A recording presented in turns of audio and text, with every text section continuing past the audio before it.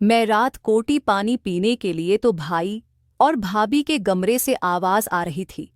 मैंने खिड़की से झांका तो भाई और भाभी उस वक्त अपने काम में मसरूफ थे। जब मैंने उन्हें देखा तो मेरे जिस्म में एक अजीब सी हलचल होने लगी। मेरा भी अब दिल कर रहा था कि मैं भी अब किसी के साथ ऐसा खेल खेलूं। मैं अब अपने कमरे में वापस आ चुकी थी। यहाँ पर मेरा छोटा भाई सो रहा था। मैंने अब उसके बारे में सोचने लगी। मेरे भाई की उम्र तकरीबन 13-14 साल थी। मेरी उम्र तकरीबन 22 साल हो गई थी।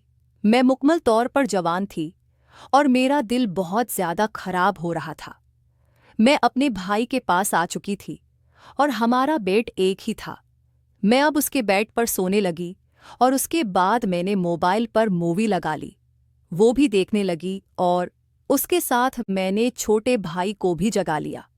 मैंने कहा कि क्या तुम मूवी देखना चाहते हो? उसने कहा कि मुझे नींद आ रही है। लेकिन जब मूवी का सेंड मैंने देख रही थी तो उसकी नज़र पड़ी तो वो भी उठकर बैठ गया। वो कोई आम सी मूवी नहीं थी, बल्कि इस मूवी में बहुत अजीब सी सेंड थे। उन मूवीज़ को देखने के बाद मेरे भाई ने कहा कि आप भी ये किया है। मैंने कहा कि क्या तुमने उससे पहले कभी ऐसी मूवी नहीं देखी? उसने कहा नहीं, मैंने कभी भी ऐसी मूवी नहीं देखी। अब इस मूवी को देखने के बाद एक अजीब सी ताकत आ चुकी थी। वो भी अब उसे देखते हुए काफी हद तक तैयार हो चुका था। वो भी अब देखने के काबिल हो चुका था। मैंने कहा कि क्या तुम भी ये सब कुछ खेलना चाहते हो? उसने कहा कि हाँ, मैं भी चाहता हूं कि कोई मेरे साथ भी ऐसा खेले। अब ये खेल मेरे लिए बहुत ज्यादा आसान हो चुका था। मुझे पहले डर था, लेकिन अब इरफान मेरा साथ दे रहा था। इरफान मेरा छोटा भाई था। इरफान के साथ अब शायद ये मेरी पहली और एक खूबसूरत हसीन रात थी। इरफान ने कहा कि आप इस बारे में किसी को बताएंगी तो नहीं? मैं भी डर रही थी। इरफान छोड़ा है, कहीं ये सब कुछ बता ना दे। लेकिन इरफान ने जब कहा कि आप ये सब कुछ किसी को नहीं बताएंगी, मैं इरफान को कह रही थी कि तुम परेशान ना हो, तुम्हें सब कुछ सिखा भी दूंगी और तुम्हें अच्छा खिलाड़ी बना दूंगी, क्योंकि तुम्हें आगे उन तमाम चीज़ों की ज़रूरत पड़ेगी। मैं तो खुद इरफान की दीवानी हो चुकी थी। मुझे भी अब उससे मोहब्बत होने लगी थी, क्योंकि अब यहाँ और कोई भी नहीं था। हम अक्सर यहाँ अकेले होते थे। मेरे लिए तो अब ये सब कुछ बहुत ज़्यादा आसान हो चुका था। कुछ देर के बाद हम लोगों ने, जैसे जैसे मूवी में मुख्तलिफ कस्म का खेल दिखाया जा रहा था, हम उसी तरह अपना खेल शुरू कर चुके थे। मैं तो इरफान को बच्चा समझती थी। मुझे नहीं लगता था कि इरफान मेरे सामने टिक पाएगा। लेकिन इरफान ने जैसे खेलना शुरू किया और इरफान को मैंने जिस तरह बताया तो वो बिल्कुल उसी तरह खेल रहा था। मुझे भी अब उसमें काफ़ी अच्छा लग रहा था। मैंने इरफान से पूछा, कहीं पर भी तुम्हें किसी किस्म की परेशानी हो तो ये खेल छोड़ देना। मैं नहीं चाहती थी कि उसे किसी किस्म की कोई भी परेशानी हो। इरफान ने कहा कि नहीं, मुझे अब उस काम में काफ़ी अच्छा लग रहा है।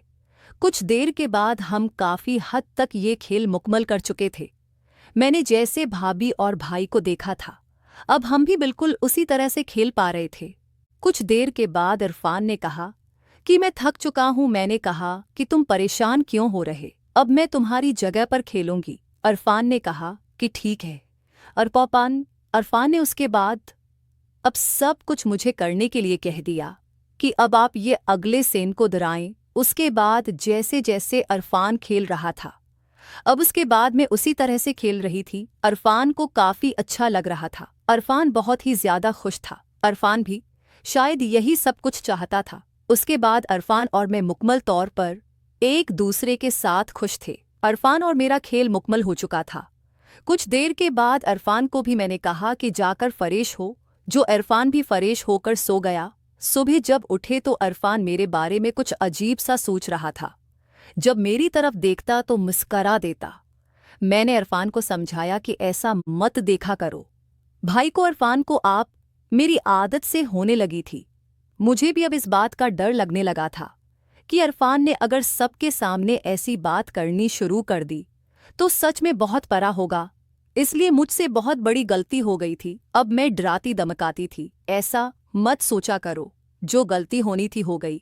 मैंने तौबा कर ली है, तुम भी तौबा कर लो और आइंदा कभी भी इस बारे में मत सोचना है। उसके बाद कभी भी मैं उसके साथ ऐसा सोच भी नहीं सकती थी। ऐसा कोई तलक नहीं बनाया। ये मेरी पहली और आखिरी गलती थी। उसके बाद मेरी शादी हो गई और मैं वहाँ से चले गए। मैं घर में बहुत कम आती थी और इरफान के सामने तो बिल्कुल नहीं आती थी क्योंकि मुझे शर्मिंदगी होती थी। ये थी मेरी कहानी।